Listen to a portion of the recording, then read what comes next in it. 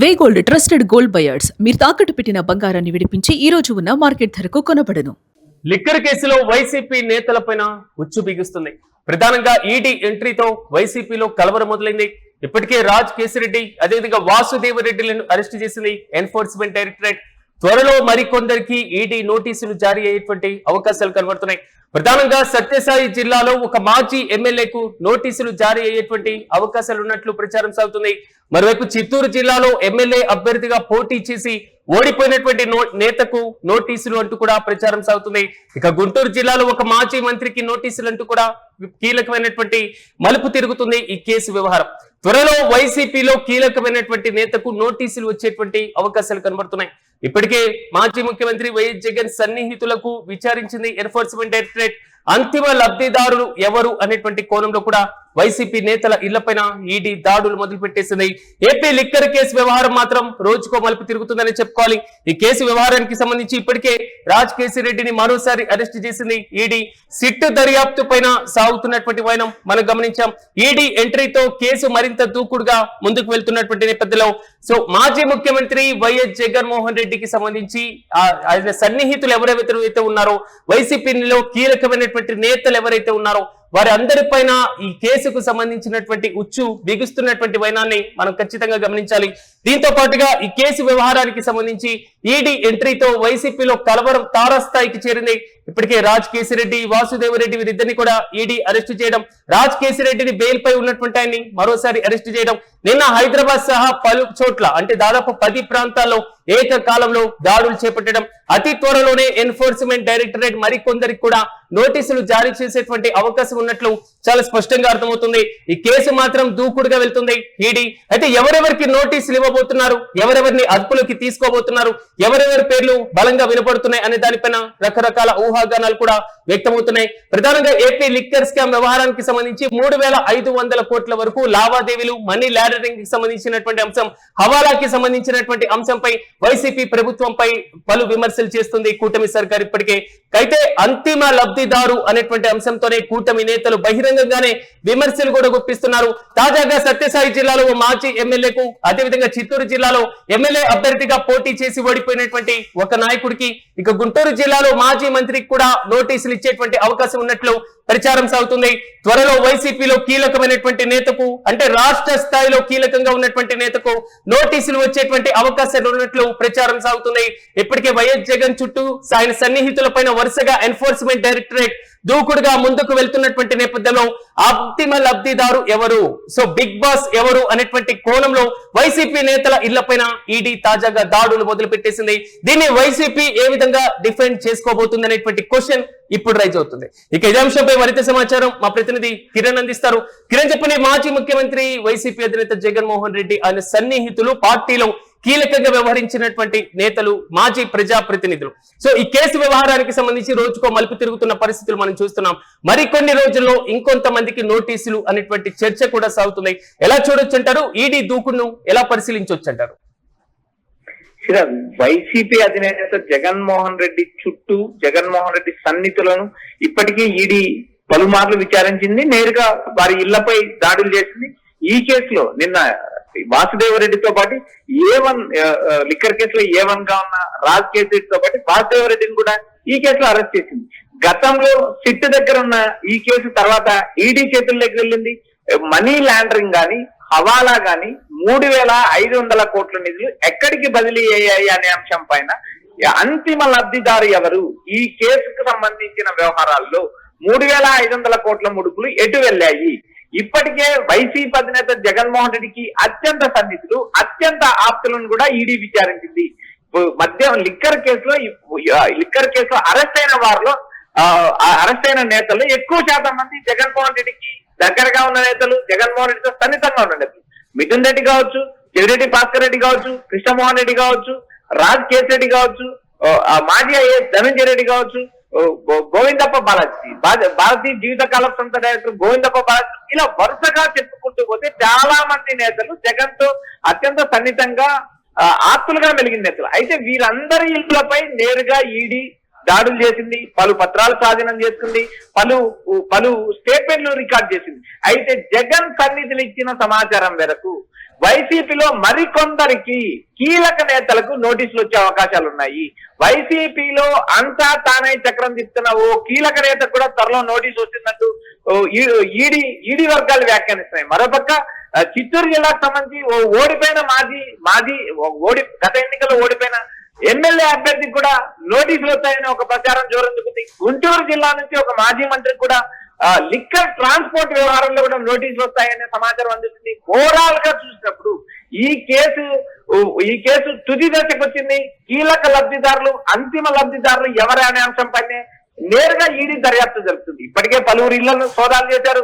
నేరుగా 3,500 కోట్లకు సంబంధించిన నిధుల బదిలీ విషయంలో, లిక్కర్ కేసులో జరిగిన అవకతవకల విషయం పైన ఈడీ నేరుగా జోక్యం చేసుకుంది. గతంలో సిట్ స్థాయిలో సిట్ పరిధిలో ఉండేది. సిట్ పరిధి అత్యంత సిట్ అది రాష్ట్ర పరిధిలో ఉంటుంది. దేశ స్థాయి కానీ దేశంలో ఇతర దేశాలకు వెళ్లాలంటే కానీ ఈడీ ఖచ్చితంగా జోక్యం చేసుకోవాల్సిన నేపథ్యం ఉంది. 3,500 కోట్ల నిధులు హవాలా ద్వారా ట్రాన్సాక్షన్ జరిగాయా, మనీ లాండరింగ్ ద్వారా జరిగాయా, లేక జ్యువెలర్సీ సంస్థల ద్వారా జరిగాయా, లేదా రియల్ ఎస్టేట్ వ్యాపారం ద్వారా జరిగాయి, ఎలా బదిలీ అయ్యాయి, ఏ దేశానికి వెళ్ళాయి, ఆ ముడుపులు ఎక్కడున్నాయి అనే అంశంపైనే ఈడీ ఇప్పటికే పలువురు నేతలపై దాడి చేసింది, విచారిస్తుంది, స్టేట్మెంట్ రికార్డ్ చేస్తుంది. ఈ లిక్కర్ కేసుకు ప్రధానంగా విజయసాయి రెడ్డి ఇచ్చిన స్టేట్మెంట్ ఆధారంగా రాజ్ కేసిరెడ్డిని అరెస్ట్ చేశారు. రాజ్ కేసిరెడ్డి అరెస్ట్ తర్వాత చాలా మంది వైసీపీలో కీలక నేతలను అరెస్ట్ చేశారు. వారందరికీ బెయిల్ వచ్చాయి. కొంతమంది బెయిల్ రద్దు చేయమని ఇప్పటికే సుప్రీంకోర్టుకి వెళ్ళింది. బెయిల్ పిటిషన్లు సుప్రీంకోర్టులో పెండింగ్ ఉన్నాయి. ఇలా వరుసగా జరుగుతున్న క్రమంలోనే ఈడీ ఎంటర్ అయింది. ఈడీ దూకుడుగా వ్యవహరిస్తుంది.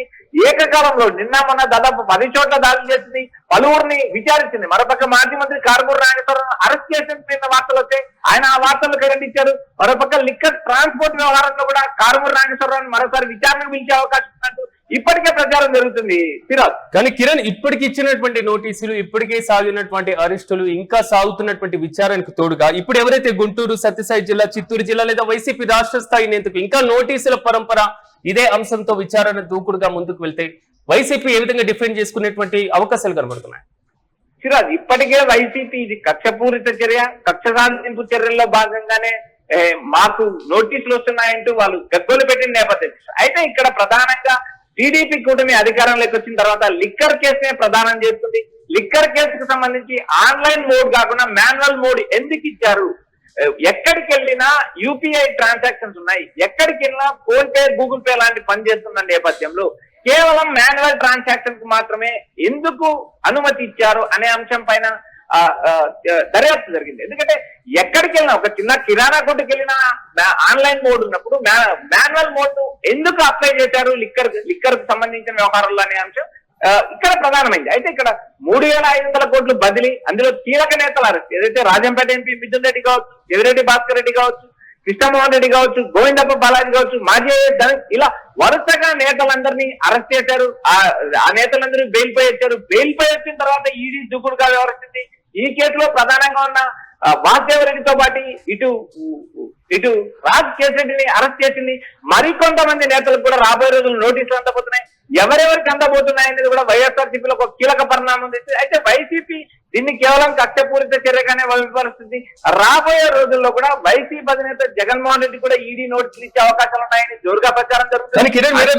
మీరన్నట్లుగా కూటమి నేతలు పదే చేస్తున్నటువంటి ఆరోపణ, బిగ్ బాస్ కి నోటీసులు తప్పవు, అంతిమ లబ్ధిదారుకి నోటీసులు తప్పవు, అంతిమ లబ్ధిదారు అరెస్ట్ తప్పదు, ఆయనకు నోటీసులు ఇవ్వడం పక్కా అనేది మాత్రం కూటమి నేతలు, తెలుగుదేశం పార్టీ నాయకులు చేస్తున్నటువంటి విమర్శ. దీన్ని ఎలా చూడొచ్చు అంటారు ఈ కేసు వ్యవహారానికి సంబంధించి? టీడీపీ కూటమి అధికారంలోకి వచ్చిన తర్వాత మొట్టమొదటిసారిగా వెలిక తీసిందే లిక్కర్ కేసు. ఈ లిక్కర్ కేసులో అంతిమ లబ్ధిదారుడు, అంతిమ లబ్ధి వ్యవహారాలన్నీ తాడేపల్లె నుంచే జరిగాయి, తాడేపల్లె ప్యాలెస్ నుంచే జరిగాయి అంటూ టీడీపీ కూటమి నేతలు పదే వ్యాఖ్యానించిన నేపథ్యం మనం. అయితే ఇక్కడ ప్రధానంగా జగన్మోహన్ రెడ్డి చుట్టూ ఉన్న, జగన్మోహన్ రెడ్డికి అత్యంత సన్నిహితంగా ఉన్న నేతలందరికీ ఇప్పటికీ ఈడీ నోటీసులు అంటే ఈడీ విచారణకు హాజరయ్యారు. ఈడీ వాంగ్మూలాన్ని నమోదు చేసింది. అయితే ఇక్కడ అంతిమ లబ్ధిదారులు ఎవరు అనే కోణంలో విచారణ జరుగుతున్నప్పటికీ సిట్ ఇచ్చిన రిపోర్ట్ లో కానీ, సిట్ దాఖలు చేసిన ఎఫ్ఐఆర్ లో కానీ ఎక్కడ కూడా జగన్మోహన్ రెడ్డి పేరు లేదు. కేవలం ఊహాజనితంగా వచ్చిన వార్తలు తప్పితే సిట్ ఇచ్చిన రిపోర్ట్ లో ఎక్కడ కూడా జగన్మోహన్ రెడ్డి పేరు. ప్రస్తుతం వస్తున్న ఈడీ వ్యవహారాన్ని కూడా మనం గమనించినప్పుడు అంతిమ లబ్ధిదారు అనే కోణంలో విచారణ జరుగుతుంది. అనే ఒక ప్రచారం తప్పితే ఎక్కడ కూడా అంతిమ లబ్ధిదారుడు జగన్మోహన్ రెడ్డి అనే కోణంలో ఎక్కడ కూడా విచారణ జరిగిన నేపథ్యం అయితే కనిపించలేదంటూ వైఎస్ఆర్సీపీ నేతలు వ్యాఖ్యానిస్తున్నారు. ఆ పార్టీకి సంబంధించిన నేతలు కూడా కీలకంగా చెప్తున్నారు. అయితే చూడాలి రాబోయే రోజుల్లో కింగ్ పిన్ ఎవరు అంతిమ లబ్ధిదారులు ఎవరు, బిగ్ బాస్ ఎవరు అనే అంశాలపైన కూడా ఒక క్లారిటీ వచ్చే అవకాశం ఉంది. ఇప్పటికైతే జగన్ కు సన్నిహితంగా ఉన్న నేతలకు, జగన్ చుట్టూ ఉన్న నేతలందరికీ నోటీసులు వచ్చాయి. అయితే ఇక్కడ జగన్ చుట్టూ ఉన్న వారికి నోటీసులు వచ్చినా వారు ఎక్కడ కూడా తగ్గిన నేపథ్యం లేదు. పార్టీ కార్యక్రమాల్లో యాక్టివ్ గా పాల్గొంటున్నారు. జగన్ వైజాగ్ వెళ్ళినప్పటికీ కూడా జగన్ తో పాటు ఏదైతే లిక్కర్ కేసులో ఆరోపణలు ఎదుర్కొంటున్నా, మరికొన్ని వాటిపైన ఆరోపణలు ఎదుర్కొంటున్నా కేఎన్ఆర్ కావచ్చు, మాజీ ధనంజయ రెడ్డి కావచ్చు, వీరందరూ జగన్ తోనే నడుస్తున్నారు. కేసులు పెట్టినంత మాత్రాన లేదా కేసులు ఎదుర్కొన్నంత మాత్రాన మేము ఎక్కడా భయపడమంటూ వైఎస్ఆర్సీపీ నేతలు నేరుగా సిగ్నల్స్ పంపిస్తున్నారు. Right Kiran, thank you. మొత్తం ఏపీ లిక్కర్ కేసు వ్యవహారానికి సంబంధించి వైసీపీ నేతలపైన రోజు రోజుకు ఉచ్చు బిగిస్తుందని చెప్పుకోవాలి. ప్రధానంగా ఎన్ఫోర్స్మెంట్ డైరెక్టరేట్ ఎంట్రీ అయిన తర్వాత వైసీపీలో ఈ కలవరం తారాస్థాయికి చేరింది. ఈ కేసుకు సంబంధించి ఇప్పటికే రాజ్ కేసిరెడ్డిని అరెస్టు చేయడం, మళ్ళీ ఆయన బెయిల్ పైన బయటికి రావడం, మళ్ళీ తాజాగా నిన్న ఆయన అదుపులోకి తీసుకోవడం, వాసుదేవరెడ్డిని అరెస్టు చేసినటువంటి వైనం మనం చూసాం. మాజీ ఆహార పౌర సరఫరాల శాఖ మంత్రి కారుమూరిని కూడా అరెస్టు చేశారు అనేటువంటి వాదన కూడా బలంగా వినబడింది. ఆయన క్లారిటీ ఇచ్చేశారు, నేను ఇంట్లోనే ఉన్నాను, తణుకులోనే ఉన్నాను అనేటువంటి అంశం. త్వరలో మరికొందరికి ఈడీ నోటీసులు ఇవ్వబోతుంది. ఈ కేసు వ్యవహారానికి సంబంధించి ఈడీ దూకుడు పెంచింది అనేటువంటి కలవరం ఇప్పుడు వైసీపీలో చాలా స్పష్టంగా కనబడుతుంది. మాజీ ముఖ్యమంత్రి, వైసీపీ అధినేత చుట్టూ ఉండేటువంటి సన్నిహితులు లేదా పార్టీలో కీలకంగా వ్యవహరించినటువంటి నేతల మెడలకు ఈ ఏపీ లిక్కర్ కేసు వ్యవహారం ఈ ఉచ్చు మాత్రం బలంగా వినపడుతుంది. అయితే సత్యసాయి జిల్లాకు సంబంధించిన ఒక మాజీ ఎమ్మెల్యేకు, అదేవిధంగా చిత్తూరు జిల్లాకు చెంది ఎమ్మెల్యేగా పోటీ చేసి ఓడిపోయినటువంటి ఒక కీలకమైనటువంటి నేతకు, ఇంకా గుంటూరు జిల్లాకు సంబంధించినటువంటి ఒక మాజీ మంత్రికి, అదేవిధంగా వైసీపీలో కీలకంగా వ్యవహరించినటువంటి ఒక రాష్ట్ర స్థాయి నేతకు అతి త్వరలో నోటీసులు వచ్చేటువంటి అవకాశాలు ఉన్నట్లుగా సమాచారం. అయితే ఇప్పటికే వైఎస్ జగన్ సన్నిహితులను ఈడీ విచారించడం, అంతిమ లబ్ధిదారు ఎవరనేటువంటి కోణంలో దూకుడుగా ముందుకు వెళ్లడం, అసలు ప్రధానంగా నగదు లావాదేవీలను ప్రోత్సహించాల్సినటువంటి అవసరం ఎందుకు వచ్చింది, నగదు రహిత లావాదేవీలను ఎందుకు పరిగణలోకి తీసుకోలేదు, డేటాకి సంబంధించినటువంటిది ధ్వంసం చేయడం, డిజిటల్ డేటా వ్యవహారాన్ని పరిగణలోకి తీసుకోవడం, మరోవైపు కీలకమైనటువంటి నేతలు సీఎంఓ ప్రమేయం ఉంది అనేటువంటి ఆరోపణలు రావడం, నగదు లావాదేవీల ఆస్తుల సేకరణ, మనీ లాండరింగ్, హవాలా వ్యవహారం, ఈ మొత్తం వ్యవహారాలు మాత్రం ఏపీ లిక్కర్ కేసు రోజు రోజుకు ఈడీ దూకుడుతో మరింతగా ముదురుతున్నటువంటి పరిస్థితులు. ఈడీ కూడా ఇదే దూకుడుతో ముందుకు వెళ్తుంది. పలువురిని అదుపులోకి తీసుకోవడం, నోటీసులు ఇవ్వడం, విచారణ పిలవడం, ఇదే పరంపర అయితే కొనసాగుతుంది. చూడాలి వైసీపీలో అత్యంత కీలకంగా ఉన్నటువంటి నేతల చుట్టూ, అది మరి ముఖ్యంగా జగన్ చుట్టూ ఉన్నటువంటి కీలక నేతల మెడలకు ఇది ఉచ్చుగా బిగిస్తున్నటువంటి నేపథ్యంలో వైసీపీ దీన్ని ప్రధానమైన కక్ష సాధింపు కేసుగా పరిగణిస్తుంది. సో వైసీపీ తాజా నోటీసులను ఏ విధంగా డిఫెండ్ చేసుకునేటువంటి అవకాశాలు కనబడుతున్నాయి. మరోవైపు కూటమి నేతలు అంటున్నటువంటి అంతిమ లబ్ధిదారుకు నోటీసులు అనేటువంటి అంశం ఎంతవరకు సఫలీకృతమైనటువంటి అవకాశాలు కనబడుతున్నాయి. ఏపీ లిక్కర్ కేసు ఏ మలుపు నుంచి ఎటువైపు తిరుగుతుందో అనేది మాత్రం ఆంధ్రప్రదేశ్ రాజకీయాలను కుదిపేస్తుంది.